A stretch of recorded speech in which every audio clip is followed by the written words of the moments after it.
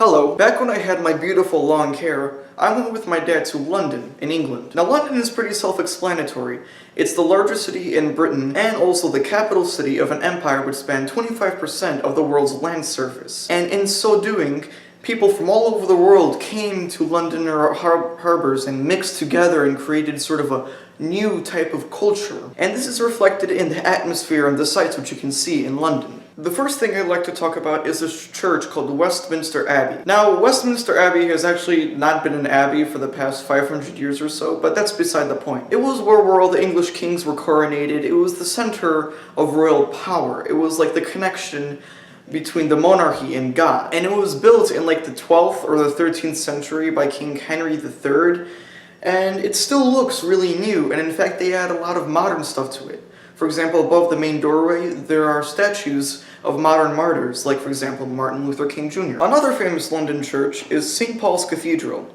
Now the only official designation it has is being the Cathedral of London, but it's the unofficial center of the Anglican Communion, which is a Protestant community which centers around this one prayer book, and they have similar rites and rituals and stuff. It's a very pretty church built by Sir Christopher Wren, and it has like this massive dome which you can go on the top of, and it's really cool, actually.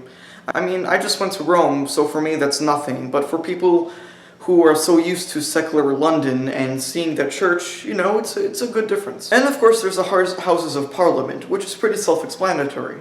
It's where the Parliament is housed.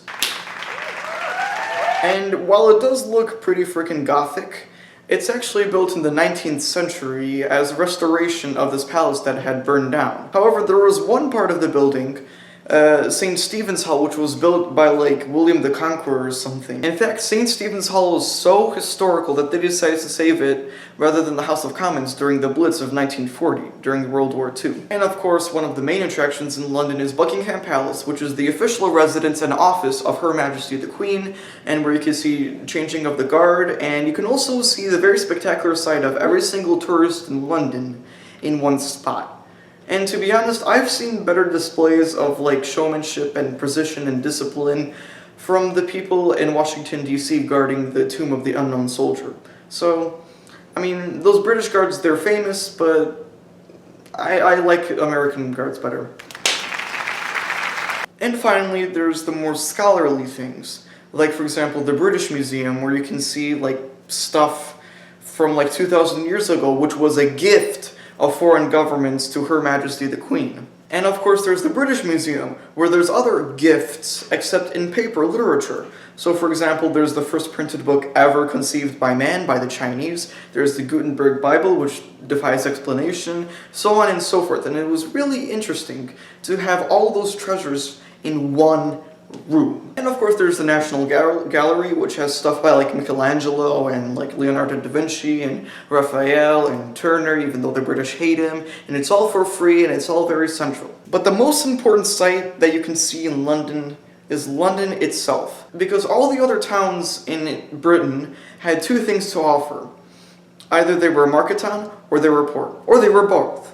London was both, but in addition it was the center of government, which made it a good place for business. And if it was a good place for business, it was a good place for people. And if it was a good place for people, it was a good place for art. And because it was a good place for art, people, and business, when Britain expanded its borders to include 1/4 of the world, people came to London. As Sir Arthur Conan Doyle called it in one of his Sherlock Holmes stories, it's the cesspool of the British Empire. And it still is, honestly. There's a modern feel to London as you walk around the streets. People from all races, people from all colors, people from all different types of education, they're milling around, they're creating stuff, they're talking, and it's a very interesting thing to see. It's like New York, except prettier and a lot more clean. So yeah, that's London, just, you know, a really old city, but still has a lot of modern character. And CatOwlFilms out. Woo!